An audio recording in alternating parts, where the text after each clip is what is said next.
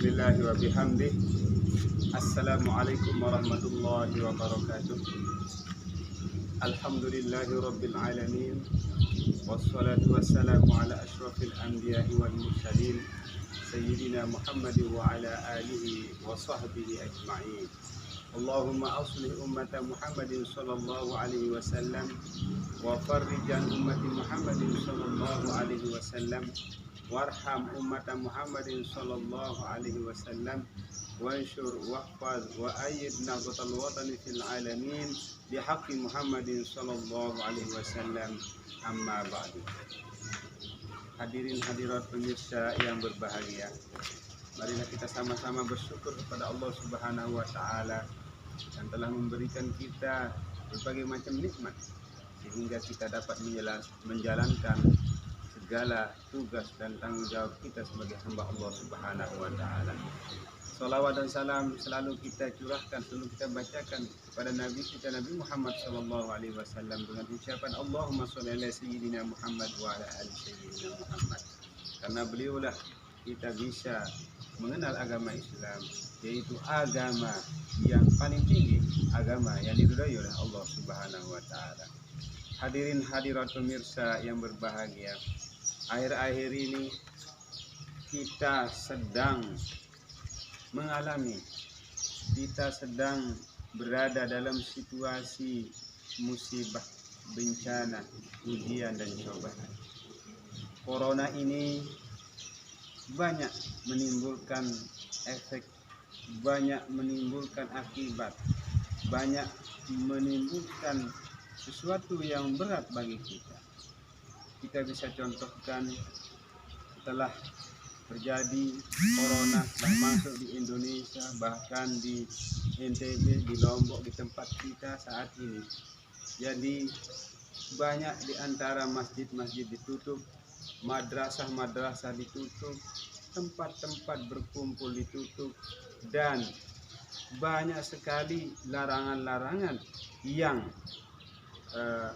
itu menurut pemerintah dan menurut tokoh agama merupakan suatu cara untuk menghindarkan diri dari bencana atau pengaruh atau akibat dari corona tersebut.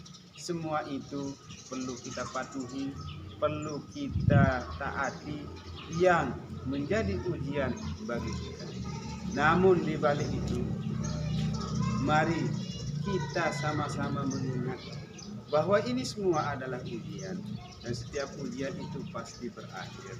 Namun apa yang dituntut kepada kita sebagai hamba Allah Subhanahu wa taala, sebagai ibadullahil mukminin, sebagai seorang Islam, kita dituntut untuk betul-betul bagaimana dengan ujian ini kita mempergunakan kesempatan, yaitu berada di rumah, social distancing, itu untuk tafakur, untuk tadabbur, untuk mengevaluasi diri, untuk mengenal diri, untuk mempersempit aktivitas-aktivitas kita sehingga kita lebih fokus untuk zikrullah, kita lebih fokus untuk beribadah kepada Allah Subhanahu wa taala, lebih dekat bersama keluarga, lebih dekat, lebih akrab dengan tetangga, sehingga hubungan kita antara keluarga, antara sesama saudara itu semakin kuat, semakin kompak, semakin tegak, semakin teguh, sehingga ini ujian corona ini bisa menjadi ada hikmahnya bagi kita semua.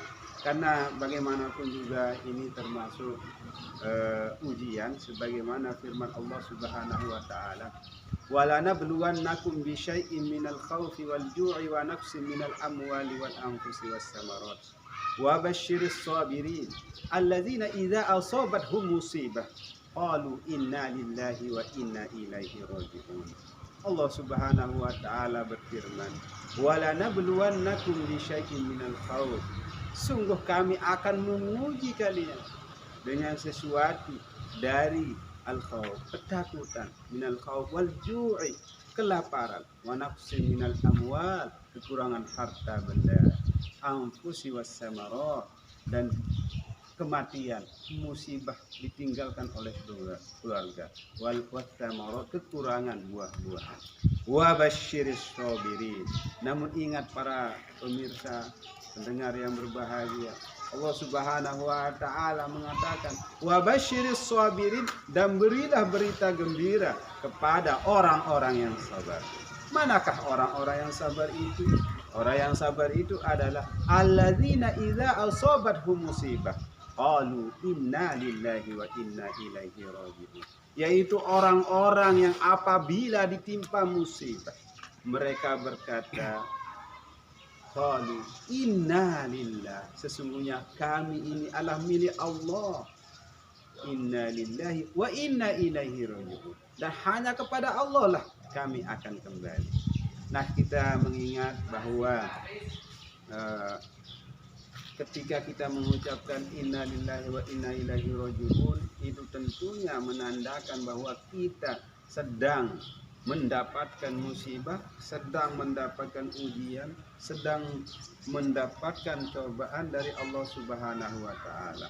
Namun apapun bentuk ujian dan cobaan itu, ketika kita kembalikan kepada Allah Subhanahu wa taala, maka semua itu akan membuat hati kita menjadi tenang, kehidupan kita akan tenang, langkah kita akan tenang, dan kita tidak bingung dengan situasi dan kondisi yang ada. Jadi apapun yang terjadi di muka bumi ini, di dunia ini, apakah itu ada ujian, cobaan, musibah, ada bencana alam, namun perlu kita ingat bahwa harus kita tetap kuatkan iman dan takwa kita, sebagaimana pesan guru besar kita Al-Maghfurullah Maulana Syekh Tuan Guru Kiai Haji Muhammad Zainuddin Abdul Majid, yang sekaligus menjadi yel-yel Nahdlatul Wathon, yaitu pokok NU iman dan takwa.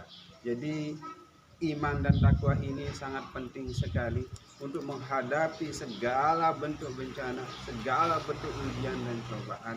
Ketika kita beriman, maka kita yakin bahwa semua ujian, cobaan itu, ya, walaupun ini terkadang datangnya dari kita sendiri sebagai manusia, terkadang datang dari perbuatan akibat tangan-tangan manusia, namun kita serahkan kepada Allah Subhanahu wa taala.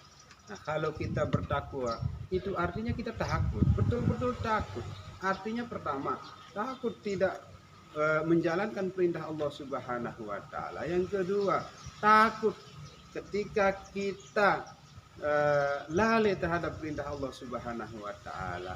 Dan kemudian takut ketika kita tidak bisa dawamul dzikir, tidak bisa beribadah kepada Allah Subhanahu wa taala. Nah, inilah ketakutan kita, sehingga kita jangan sampai kita menjadi orang yang mendapatkan sakhtillah. Itu doa kita di sholat.